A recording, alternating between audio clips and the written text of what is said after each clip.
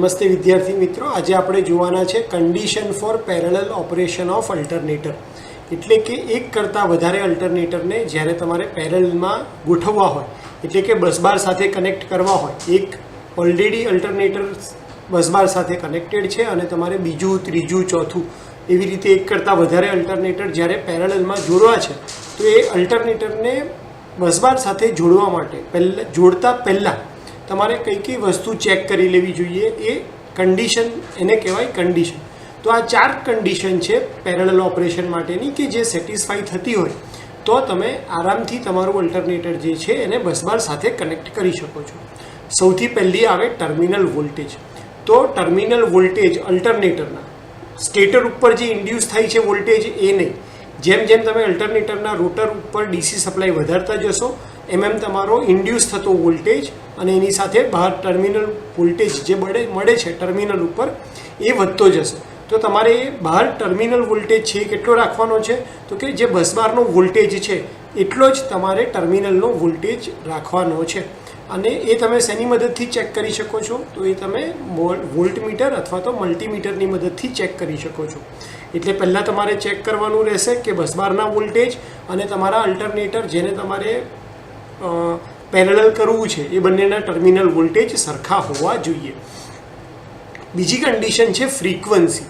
એટલે કે અલ્ટરનેટરની supply frequency અને બસબાર જેની સાથે તમે અલ્ટરનેટર કનેક્ટ કરવા માંગો છો એ બંનેની ફ્રીક્વન્સી સરખી હોવી જોઈએ.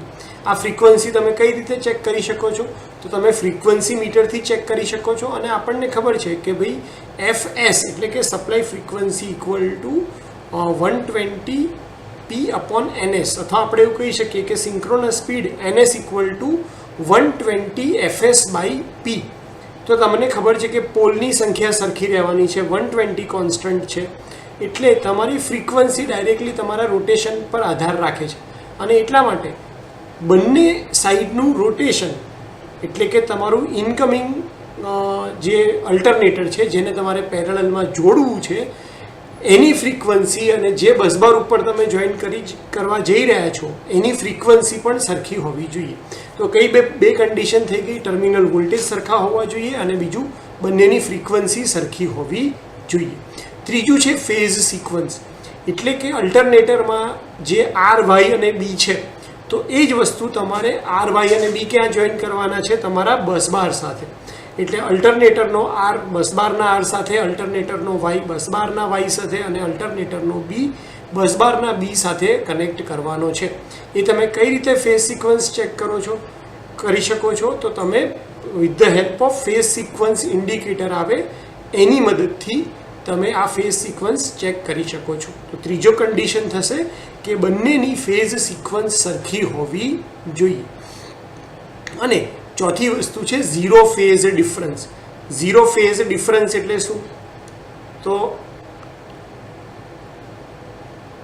એક જ મિનિટ, અહીંયા આપણે જોઈ શકીએ છીએ ફેઝ સિક્વન્સ. જેમ કે આ R અને R' છે તો એ બંને એક જ લાઇનમાં હોવા જોઈએ, એમની વચ્ચે કોઈ ફેઝ સિક્વન્સ એટલે ફેઝ ડિફરન્સ હોવો જોઈએ નહીં. તો જ્યારે પણ તમે એક્સટર્નલ લોડ કનેક્ટ કરો છો તો phase of the alternator to be connected to bus must be same as that of bus bar.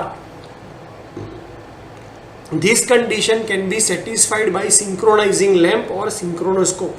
એટલે કે બે ફેઝ વચ્ચે કોઈ પણ પ્રકારનો ફેઝ ડિફરન્સનો એંગલ હોવો જોઈએ નહીં. RY અને B 120 ડિગ્રી ઉપર છે બસબારના, તો તમારા અલ્ટરનેટરના RYB પણ 120 ડિગ્રી ઉપર જ હોવા જોઈએ.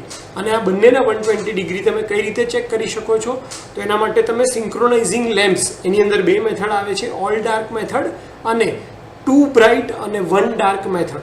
અને અથવા તો તમારી પાસે સિંક્રોનોસ્કોપ હોય તો તમે સિંક્રોનોસ્કોપની મદદથી પણ ઝીરો ફેઝ ડિફરન્સ ચેક કરી શકો છો.